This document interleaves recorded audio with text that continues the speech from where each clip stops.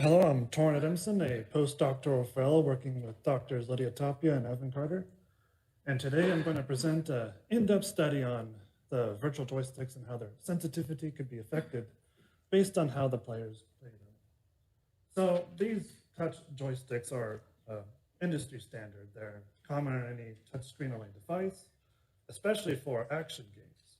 And being the fundamental way that you control your character is quite important. And indeed, for one of the games involved in one of our own studies, we chose the same scheme. But while analyzing the data for our game, we noticed something peculiar, that depending on where they actually touch the joystick when they're sliding and moving their character, if it's closer to the center of the joystick, they're able to change the angle or direction of the character much quicker than if they're much further away from the center of the joystick.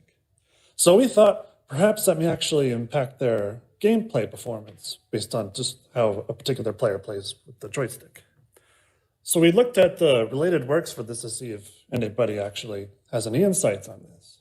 But we saw that in related work, they tackle on more of a general study of these devices. So they may be focused more on just the game performance itself. For example, 2 ports of Assassin's Creed based on a physical input device and a touchscreen device.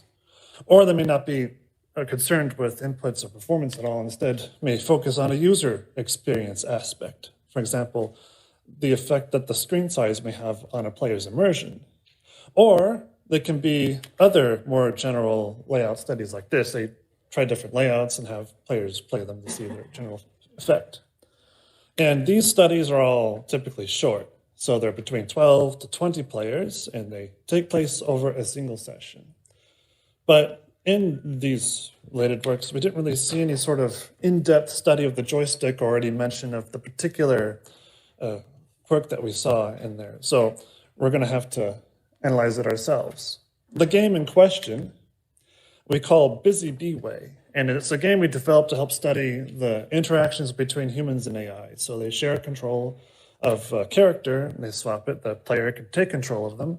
We pair them up with various AI agents, and we want to see, based on the AI agent, when and where the player would intervene.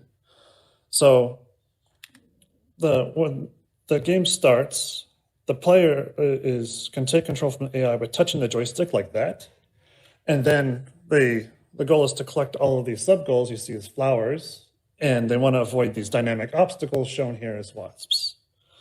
So in contrast to existing studies, this is a much larger study. So each player played daily sessions, and they had 180-day periods of study.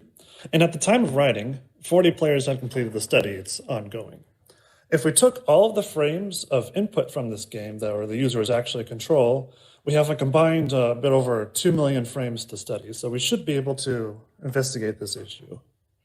So more specifically, we talk about control sensitivity based on how much the angle changes on the distance. So consider 2 line segments, A and B. Then if you of the same length, then A on the top, for example, the same distance could have a much wider angle of change, shown here in the blue, and B can have a much narrow angle of change for the same distance, shown here in the red. But in order to study the effect this may have on our gameplay performance, we have to quantify this somehow with a metric. So for our metric, if you take 2 consecutive frames of user input, we label T0 and T1, and you take the difference in angle that the character is being controlled, and you divide that, or take a ratio between that and the distance traveled on the screen, then you have a sense of how much the angle is changing versus on the distance on the screen. Or put another way, if we consider the line segments from before, A can be said to have a high sensitivity, the angle is changing faster for the same distance, and B has a low value for the sensitivity metric. And of course, because the players had to provide their own Android devices, we also have a wide variety of devices in terms of physical screen size. For example, the screen diagonal centimeter, a distribution shown here from the players in the study, based on how many players had a phone with that dimension. So about a 3.5 centimeter diagonal distance. They're all typically smartphones. And of course, the pixel density can vary. The pixels per centimeter distribution shown here, which hover between around 150 and 160. So we have a typical range of Android mobile phones in this study across all the users. So let's look at the actual touch data. Before we can see how the effect of sensitivity on the performance, we have to see that players actually did control a joystick in different styles. So to take control, they touch the joystick, and shown here is the distributions of all of the first touches on the screen to initiate control. And the blue circle here indicates the radius of the joystick, and the X and Y axes show the radius relative to there from 0 to 1. And if we look at the same distribution with respect to the center of the joystick, we see that indeed, as expected, most people touch the center of the joystick to start controlling their character. And this distribution fits a Gaussian distribution pretty well. But what happens when they actually start moving around and controlling their character? So as we start including more and more frames of each of their input gestures, we start to see a second ream begin to form. But more interestingly, we see that the bottom and left areas are getting hotter than the rest. And that could be a physical limitation. That is, we place the joystick at the bottom left of the screen, and the thumb runs out of room. They actually touch the edge of their device. And that could explain what that is. But indeed, we see that there are two patterns here from either they stay in the center, or they start moving around towards the edge near the edge of the joystick. Now, interestingly, once you're controlling a character, we actually let the players move their thumb as far as they want, so it's easier for them to control. They can move beyond the range of the joystick.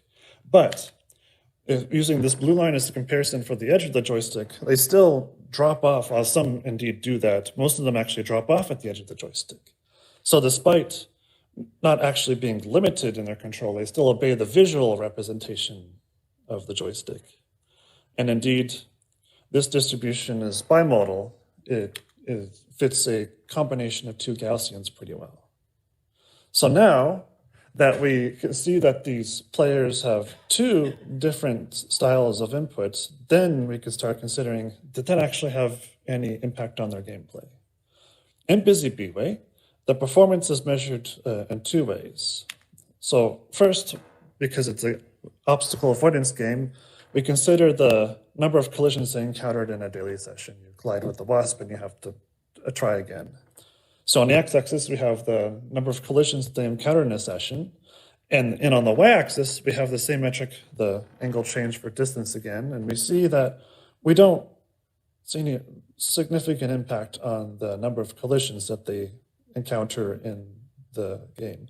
And again, if we take the other measure of performance, let's say how fast you can complete the levels, we measured that in the mean time or average number of seconds between them collecting the sub-goals or reaching the final goal. And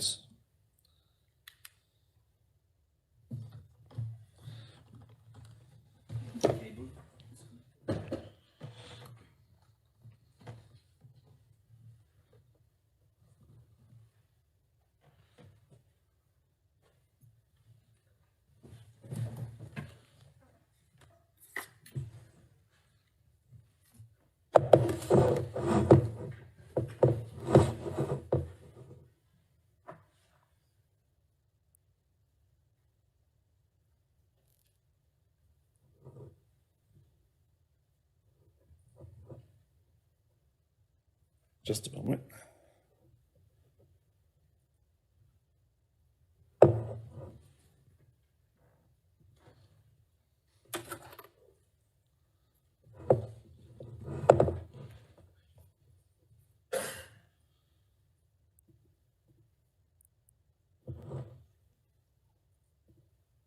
And indeed, with respect to the sensitivity of their effective sensitivity, we don't see much of a difference here either in their performance. So in conclusion, we did do a thorough aspect of one part of the joystick, the sensitivity, and in specifically of their performance in Busy Bee Way, we didn't really see any significant effect. However, there's a lot more than that to a joystick. There could be how you implement the tactile feedback could have an impact on their performance. how you may actually begin to, if you implement any constraints, can have an impact on the performance among many others. And of course, because we borrowed our data from one of our existing studies, this wasn't a purpose-built study. So future work to actually see what affect the sensitivity or patterns of input would have to start using a study that's built for purpose, especially one that doesn't have an automation driving on its own when they're not touching it. So thank you for coming to my talk. If anybody has any questions, feel free to ask.